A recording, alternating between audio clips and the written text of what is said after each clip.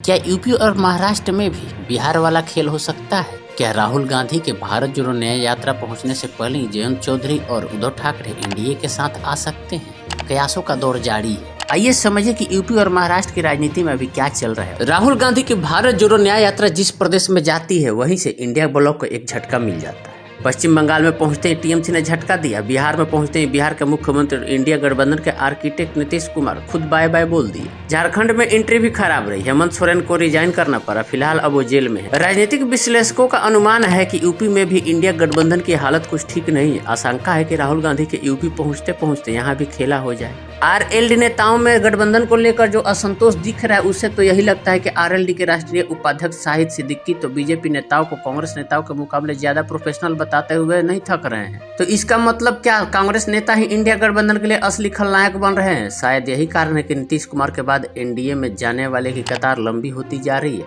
तो क्या मान लिया जाए कि जयंत और उद्धव ठाकरे भी जल्द ही एनडीए के लिए खुशखबरी लेकर आएंगे? इंडिया गठबंधन के सबसे खास किरदार कांग्रेस की ओर से होती देर को देखते हुए यूपी के पूर्व चीफ मिनिस्टर और समाजवादी पार्टी के मुखिया अखिलेश यादव और राष्ट्रीय लोक दल के अध्यक्ष जयंत चौधरी ने कुछ दिनों पहले ही अपनी ओर से सीट शेयरिंग का ऐलान कर दिया। 19 जनवरी को हुए सीट के बंटवारों में आरएलडी को 7 सीटें मिली थी। इसी बीच आरएलडी नेताओं ने कहा कि अगर कांग्रेस और अखिलेश यादव के नेतृत्व वाली समाजवादी पार्टी के बीच बातचीत विफल हो जाती है तो भी आरएलडी सपा के साथ रहेगी।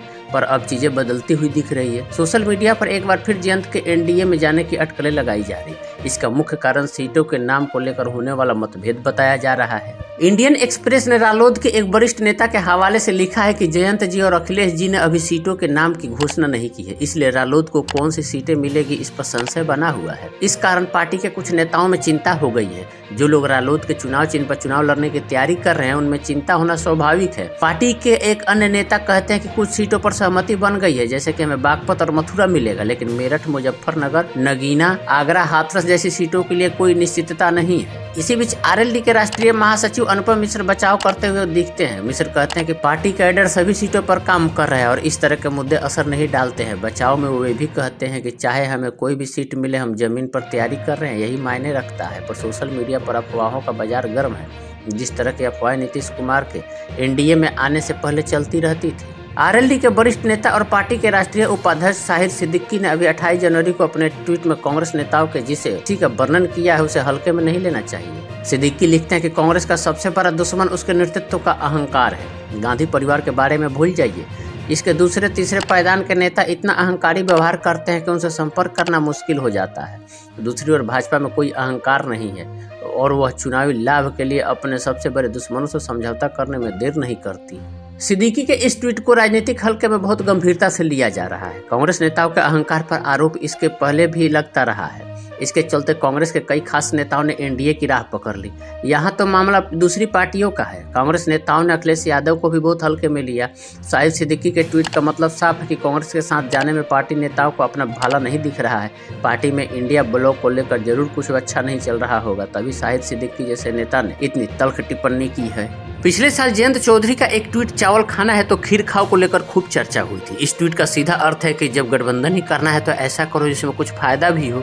दरअसल जयंत चौधरी अपने पिता की तरह ही प्रैक्टिकल पर्सन है। वो जानते हैं कि बहुत समय तक विपक्ष में रहने से पार्टी के अस्तित्व पर संकट पैदा हो जाएगा। कोई भी पार्टी चलाने के लिए कार्यकर्ताओं में उत्साह बनाए रखना होता है। इसके अलावा मनी और मसल्स की भी जरूरत होती है जो सत्ता से ही आती है। सपा और कांग्रेस के साथ गठबंधन में अगर अच्छी सीटें मिल जाए तो भी क्या मतलब जो सत्ता में नहीं आया। 2022 के चुनाव में आंकड़े देखे तो रालोद ने काफी अच्छा प्रदर्शन किया था, पर सत्ता में नहीं आए तो उसका कोई मतलब नहीं रह गया। वो यह व्यवहारिक सोच उन्हें शायद राम मंदिर के उद्घाटन के बाद आई है। यूपी और देश के अन्य हिस्सों में जिस तरह का माहौल बना हुआ है उसी का कारण है कि इंडिया गठबंधन के आर्किटेक्ट नीतीश कुमार खुद एनडीए में शामिल हो चुके हैं। जिस तरह उद्धव ठाकरे का मन मचल रहा है एनडीए में आने का, उसका भी यही कारण है। उद्धव ठाकरे के पास अब न सत्ता बची और न ही पार्टी। भविष्य भी ऐसा नहीं दिख रहा है। जाट बहुल सीटों पर बीजेपी को आरएलडी की जरूरत से इनकार नहीं किया जा सकता। चुनावी आंकड़ों को देखेंगे तो जाट पूरे उत्तर प्रदेश की कुल आबादी का करीब 1.5 से 2% है, पर पश्चिमी उत्तर प्रदेश में कुछ जिलों में उनकी जनसंख्या 18% तक है।